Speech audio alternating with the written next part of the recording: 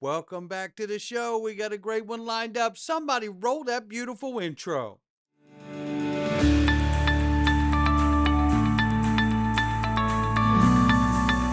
Digital Perspectives with Brad Kimes. Come on in.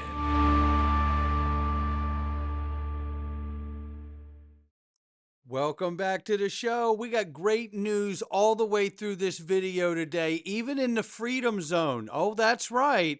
Yeah, we won't be complaining today in the Freedom Zone. It's about the World Economic Forum, and you're going to like it too. Listen, you could join us in the Freedom Zone. Just click the join button under any title on YouTube or go to the description box and join us in the link in Patreon, whichever you prefer. Look, it's the same perks, same price. All your daily videos, zero Google ads, extra content as well. You're going to want this good news in there today, I can tell you that. Right now, $3.04 trillion market cap for crypto. We've crossed $3 trillion again for crypto collectively. This is a big milestone because we know that that's when the Gary Gensler came in and started stomping the daylights out of crypto for years. We're up 4.1%. Bitcoin now 93,700 plus. Is that refreshing to see or what? Ethereum 1,800 plus.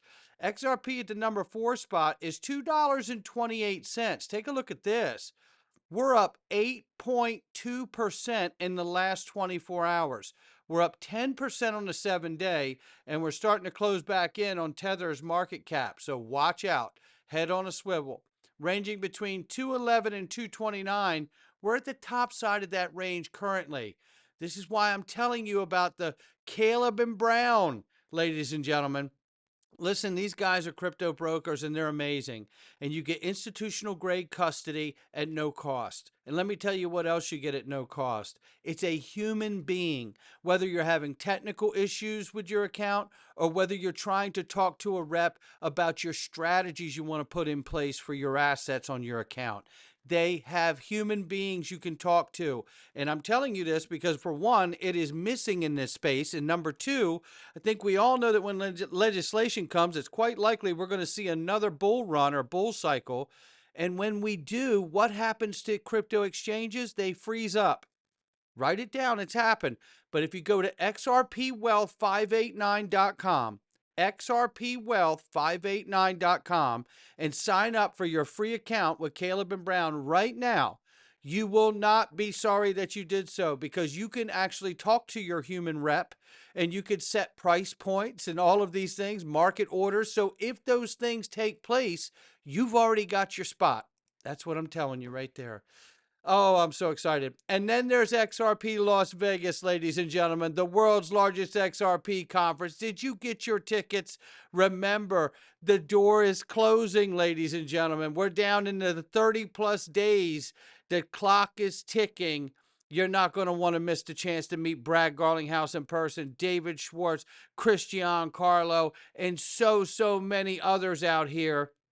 It is going to be a remarkable 2-day event. Get your ticket before they're gone. Make sure you get your flight and your rooms, because there's the Bitcoin Vegas conference now, 3 days in front of ours. This is going to be a packed house. I guarantee you that much. Get your tickets. Let's start right here. Paul Barron is talking to none other than XRP Mikkel. Take a listen to what he says about Ethereum getting flipped. Makes a great point. If it were to flip ETH, and that's if ETH wasn't moving, now granted, ETH hasn't been moving much, it would only have to get to a $3.33 price to flip ETH. So what do you think? Do you think this is a possibility that we could see XRP back in the number 2 slot? In my opinion, XRP has already flipped Ethereum. When you look at the market cap calculation for how they even do market cap, but if you look at what they're taking for Ethereum circulating supply, they're taking every token in existence. For XRP, they're cutting out what Ripple's holding in escrow. But from a market cap perspective, all of those tokens have already been issued by the ledger. All of those tokens have been in the circulating supply before. Now they're just locked up. And I kind of asked the question, why do we count Satoshi's wallet for circulating supply? Why do we count the Ethereum Foundation's why do we count their Ethereum towards circulating supply, but you don't count Ripple's escrow of XRP. So for me, the whole kind of calculation for market cap is already a little weird. I think with the case off of Ripple, when you see a lot of these ETFs launching, it's just going to add fuel to the fire. And I wouldn't be surprised if it's one of these things, a combination of these things, all kind of lead to XRP flipping Ethereum. I think he makes a fantastic point. Shout out to Mikkel and Paul Barron. Paul Barron's going to be on stage and doing live interviews on the exhibit floor during the 2 days of the conference as well. This thing's going to be incredible. I hope you get your ticket and don't miss this event. Bitcoin officially surpasses Google to become the 5th largest asset in the world by market cap. Making noise now. You know, some are saying Bitcoin's going to be back over 100,000 by May. It's looking like we're headed in the right direction now. And if you were ever confused about whether crypto is a fad, I think you could put that down. Trump Media has finalized an agreement with Crypto.com to launch a new series of ETFs, potentially including those linked to Bitcoin and CRO, and I'm sure others will be following. Meanwhile, Uphold shares this: 72 crypto ETFs await their moment. $400 million flowed into U.S. Bitcoin ETFs on Monday, the biggest day since January. Now dozens of ETF applications sit in front of the new SEC chair, including XRP, Solana, and Doge, and more. And obviously, XRP is the one that everyone wants to see approved, 92%. It's coming, and it's coming in a very big way. Coinbase officially launched XRP futures contracts on its U.S. derivatives exchange platform, and that was just 2 days ago. Guess what? The XRP futures saw strong performance, with daily trading volume already surpassing 100 million in USDC. And then we see more clarity given here by Rodney Hood from the OCC, has confirmed that certain crypto-related activities are all legally permissible, and expect banks conducting these activities to do so within appropriate risk management processes. This is just more clarity, making sure everyone in the financial community knows, yes, we're not going to come after you. You can do this now. Digital assets are firmly ingrained in the financial services landscape. Today, more than 50 million people own cryptocurrency, and hundreds of businesses engage in cryptocurrency and require banking services. National banks and federal savings associations are well positioned to support crypto asset activities from within the federally regulated banking sector. I'm pleased that recently the Office of the Comptroller of the Currency clarified that certain crypto-related activities, including crypto asset custody, holding deposits as reserve backing stablecoins, and using distributed ledger technology and stablecoins for payment activities are all legally permissible. There you have it right there, and that is prepping the stage for banks getting into the digital asset space. Write that down. And here's more evidence of it right here as I bring you in at 1:30 for Paul Atkins being sworn in again officially in the White House. And it's going to be a nice ride for the next 4 years. Shout out to Paul Atkins, the new commissioner. And good judgment. So at the helm of the SEC, I can confidently say it is a new day. It's time for the SEC to end its waywardness and return to its core mission that Congress set for it: investor protection, fair, orderly, and efficient markets, and capital formation. I will work to protect investors from fraud, keep politics out of how our securities laws and regulations are applied, and advance clear rules of the road that encourage investment in our economy to the benefit of Americans. A top priority of my chairmanship will be to provide a firm regulatory foundation for digital assets through a rational, coherent, and principled approach. We will work to ensure that the United States is the best and most secure place in the world to invest and to do business. So, Mr. No doubt about it. And I just have to cut in there. And it was a great, great acceptance speech. And I'd love to play it all, but we have so much more to see. Shout out to Commissioner Atkins, and shout out to President Trump for bringing him in to do another swearing in the Oval Office, because this is the damage that's been done. That's why you're seeing the OCC interim head, Rodney Hood, and I believe Commissioner Atkins being ceremonially sworn in here to show to the world and all the financial institutions, they're all gun shy. Oh, you say we could come in and do this? Well, the last administration said for 4 years to come in and see them, and everybody who did got sued. But this is what you have to do now to reestablish trust with the private sector. It's unbelievable. But thank goodness that they're doing it, because they realize the damage that's been done, and it's about to be unwound. Well, listen to this. President Trump issued an executive order to create a strategic Bitcoin reserve. And right now, the team is trying to figure out the best way to accomplish that in a neutral way without taxing the taxpayer. President Trump issued an executive order to create a strategic Bitcoin reserve. Right now, his crypto team, is studying how to accomplish that and how to possibly buy more Bitcoin to add to that. They don't want it to be taxpayer money used to fund that, but there are other assets. There's talk about monetizing some of the Fed's gold and using it to buy Bitcoin. There's other, notions being thrown around about how they can do it a budget-neutral way to buy Bitcoin. So I think that is sort of the unsung, I think, catalyst that's also part of this huge rally right now, in addition to sort of that macro element of limited supply and dollar weakness, sort of rekindling that original notion of Bitcoin as a hedge against uncertain monetary policy. Okay. Now, with that being said here, let me make sure that this is stopped. Why is that doing that? 1 second. Okay, there we go. All right, so now let's get back to this. If the U.S. government is really serious about digital assets, then why not buy them all up through a bond issuance? The U.S. government should issue digital asset bonds for Bitcoin, XRP, and other assets, for the assets the government intends to embrace, because if they intend to embrace certain protocols, they know that that is going to drive up the value by endorsing it, by using it.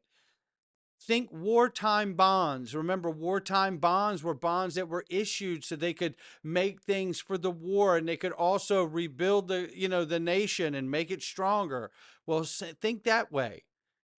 It wouldn't cost the taxpayer a dime. In fact, everyone would make money, because they know if it was a 10 or 20-year bond, they know if we're going to use the XRP ledger, then why not do a bond issuance?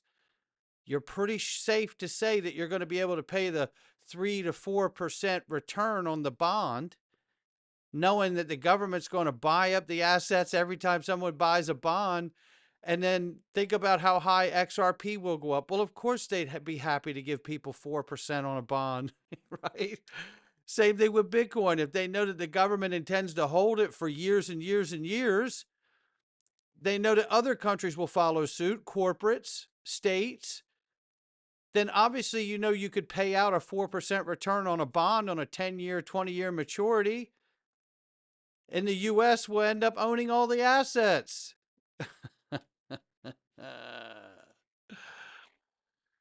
Oh boy. Well, this was a fun piece of information yesterday. The European Central Bank warns that Trump's crypto stance could trigger the financial contagion that may destabilize Europe's economy. This was according to Politico. The European Central Bank fears that a surge in U.S.-backed stablecoins could lead to flight to European capital in the U.S. Yes, that's right. Yes, you should be scared, Christine Lagarde. You know what this means, right? I'll tell you what this means to me. Ladies and gentlemen, I give you the greatest reason why every country should launch a stablecoin on the XRP ledger right now. The only way to avoid the fears of contagion, the way the European Central Bank, Christine Lagarde, are saying, of stablecoin domination from the U.S., is for every country to launch a stablecoin on the ledger. It's the only way to avoid fears of contagion, is to join the party and launch your stablecoin too. As I've said, this speaks to a new Bretton Woods awaits. Breaking: Dutch bank ING is teaming up with crypto firms to do exactly that, to launch a euro-backed stablecoin. The rise of US dollar stablecoins is pushing the EU to develop euro-backed alternatives and reduce reliance on foreign currencies. Now, that came out this morning. I said this yesterday. We're thinking alike now, and ING is launching their euro-backed stablecoin based on that fear. And what have we said? It only takes two, right? That's what we said in 2019 when we sat down with Bob Way. It only takes two. And then once two start doing it, because now you've got a pair you can go back and forth with. The two largest economies of the world, the US and the EU, launching stable coins. I'm sure it's nothing. And then this little fun fact right here. Shout out to Vet, who's going to be moderating on stage for the fireside chat for David Schwartz and more. Come meet him in person. This is the largest burn of real USD on the XRP ledger since the launch of real USD. Minting issues real USD on customer requests, liquidity on-ramp to the XRP ledger. Burning redeems the real USD on customer requests, liquidity off-ramp from the XRP ledger. Too long didn't read? Someone off-ramped $12 million of real USD out. Yeah. And this person believes that they move networks, and he says they did indeed. He said, wish bridging via Ripple cross-chain transfer protocol would be flagged in a memo. So you have to wonder, what's planned for that 12 million USD that just got moved to another network? Come on in. And here is Teucrium's CEO. Remember when the XRP 2 times leveraged futures were launched? Well, take a listen to this. Use case that you mentioned, because a lot of folks watching probably would have the reaction, the only use case for Ripple and some of... First of all, they call it Ripple. They know it's XRP. And then we got this guy here is one of the most smug human beings that you're ever going to meet, who's obviously a Bitcoin maxi hiding as a unbiased journalist, which he is not. Nonetheless, this guy is the CEO of Teucrium, and he is about to destroy Bloomberg with what he says so clearly. I don't even think he's aware of how much he's breaking their heart, and I love it. Would have the reaction, the only use case for Ripple and some of these other tokens XRP. out there is speculation. So what is the actual use case of XRP? Okay, so XRP... She tries to set the stage that XRP only has speculation. How is she allowed to be on television? Good gracious. Does anyone do any research anymore? Any background? Calling it Ripple, then saying it's only speculation. Well, let me ask you a question with your Bitcoin orange on. What is it you think Bitcoin does? And some of these other tokens out there is speculation. So what is the actual use case of XRP? Okay, so XRP, that's absolutely not the case. You can speculate in it because it's out there and trading. But XRP... They started Ripple, and I'm not going to speak for them, okay? But they started Ripple to facilitate transactions, moving money around, okay? But now it's literally helping tokenize everything. As they develop their level 2 build out, they are really going to tokenize everything. They've just bought a broker-dealer clearing member, as you may know, and I think that that's the first step toward integrating traditional finance with DeFi. And I'm telling you, this is going to be a breakthrough. It is a breakthrough, but it'll happen slower than people think. Okay. So he believes it'll happen slower than people think. Well, listen to this clip. Ripple's a company of really professional people working really hard on this. That's why we chose XRP. We believe in XRP. We're not making a price prediction, but we do believe it's a coin that will have the most utility out there. Oh, do you know what that just did to those two people in Bloomberg's desk? I'm telling you right now, they may need a safe room to cry in.